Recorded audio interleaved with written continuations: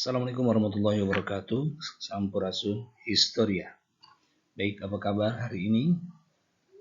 Mudah-mudahan hari ini semua dalam kondisi sehat walafiat. Baik, di pertemuan hari ini kita akan membahas mengenai Perang Dingin yang merupakan satu peristiwa penting di dunia yang tercatat dalam sejarah sebagai kejadian yang terjadi pasca Perang Dunia Kedua. Baik, apa itu Perang Dingin? Kita akan coba kupas sedikit mengenai Perang Dingin yang nantinya kita akan bahas brief detail pada saat pertemuan berikutnya. Baik, pertama Perang Dingin itu apa dan latar belakangnya seperti apa? Kalau dalam bahasa Inggris disebut dengan Cold War atau Perang Dingin.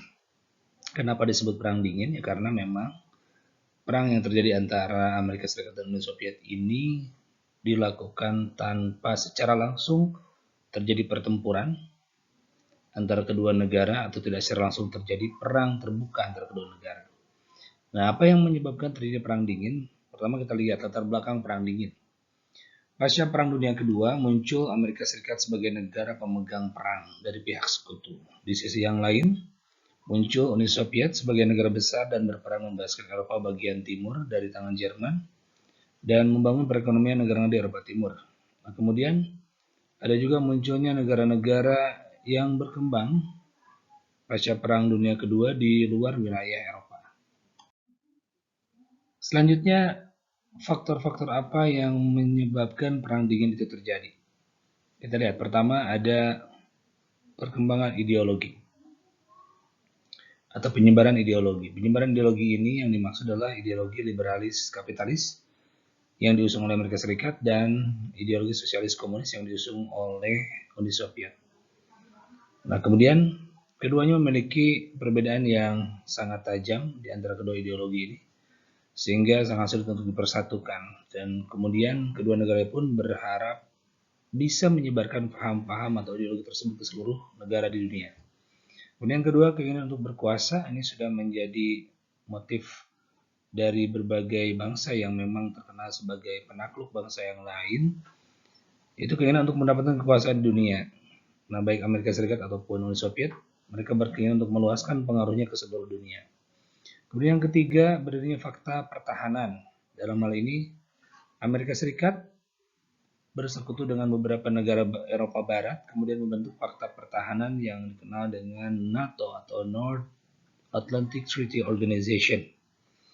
Nah, di tahun 1991 akhirnya munculnya NATO dijawab oleh Uni Soviet dengan dibentuknya Pakta Warsawa, yaitu fakta pertahanan yang dibentuk oleh Uni Soviet dengan beberapa negara-negara di Eropa Timur. Dibentuk di Polandia. Selanjutnya, yang tidak kalah penting dari latar belakang Perang Dingin adalah penyebaran ideologi.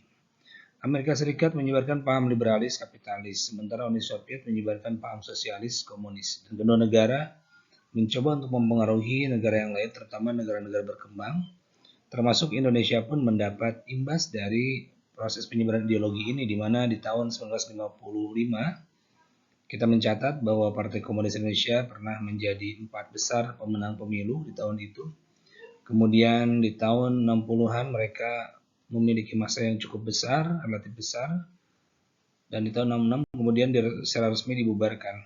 Dan kita lihat paham komunisme selain di negara Uni Soviet, kemudian di Cina, yang ketiga adalah di Indonesia penyebaran yang cukup besar dilihat dari jumlah keanggotaannya mencapai 5 juta orang. Nah, kemudian bagaimana keinginan berkuasa? Ya, tentunya Amerika Serikat sebagai negara kreditur besar, negara yang memberikan bantuan kepada negara yang lain, mereka punya dana yang cukup besar untuk bisa dipinjamkan ke negara-negara berkembang untuk membangun negaranya.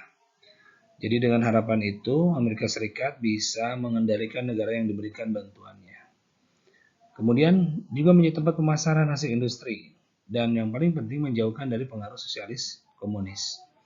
Jadi dengan bantuan dana ini diharapkan negara-negara yang diberikan bantuan keuangan itu dapat melaksanakan kebijakan luar negerinya yang cenderung ke barat.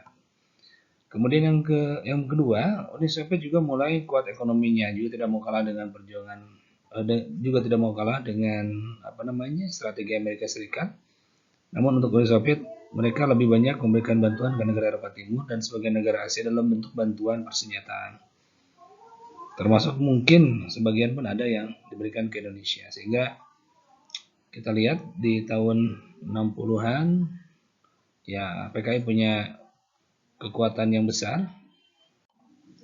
Baik, selanjutnya berdiri Fakta Pertahanan NATO dan Fakta Warsawa. Apa tujuan dari berdirinya Fakta Pertahanan ini? Tentunya kedua negara pemenang Perang Dunia Kedua, terutama yang katakanlah sebagai leader dari kedua blok tersebut, punya kepentingan yang berbeda. Nah, untuk mengatasi berbagai perbedaan yang ada dan kepentingan untuk dapat berkuasa, negara Eropa Barat dan Amerika Serikat mendirikan Fakta Pertahanan atau yang dikenal dengan North Atlantic Treaty Organization. Sementara untuk mengimbangi tahun 55, NATO mendapat respon dari Uni Soviet dengan didirikannya Fakta Pertahanan, yaitu Fakta Warsawa. Nah, bidang apa saja yang mendapat pengaruh dari Perang Dingin? Yaitu pertama bidang politik, kemudian kedua ekonomi, ketiga bidang militer, yang keempat bidang ruang angkasa. Dalam bidang politik, Amerika Serikat berusaha menjadikan negara yang berkembang jadi negara demokrasi agar hak asasi manusia dapat dijamin. Kemudian bagi negara yang sebelumnya kalah seperti Jerman, Jepang juga diterapkan kapitalisme selain demokrasi. Kemudian Uni Soviet dengan paham sosialis komunis mendengungkan pembangunan negara dengan rencana 5 tahun.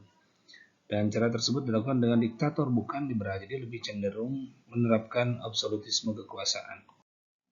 Dalam bidang ekonomi, Amerika Serikat mengeluarkan sebuah kebijakan namanya Marshall Plan, juga memberikan grants in aid, yaitu bantuan ekonomi dan kewajiban mengembalikan berupa dolar atau dengan membeli barang Amerika Serikat. Selanjutnya dengan adanya perang dingin ini berbagai bentuk kerjasama saling menguntungkan Eropa dan Timur dan Barat tidak dapat terjalin. Kegiatan tersebut terhambat.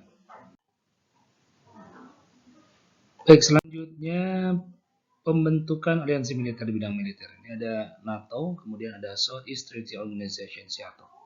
Sementara Uni Soviet membentuk Fakta Warsawa. Dalam bidang ruang angkasa juga terjadi perlombaan antara kedua negara, Amerika Serikat dan Uni Soviet. Keduanya berlomba-lomba untuk mencapai bulan, tapi tentunya berdasarkan data yang pertama tiba di bulan adalah astronot Amerika Serikat yang namanya Neil Armstrong. Nah, ini terakhir. Silakan kerjakan tugasnya berkelompok. Nanti dikumpulkan minggu depan atau di pertemuan berikutnya. Terima kasih. Assalamualaikum warahmatullahi wabarakatuh. Sorry.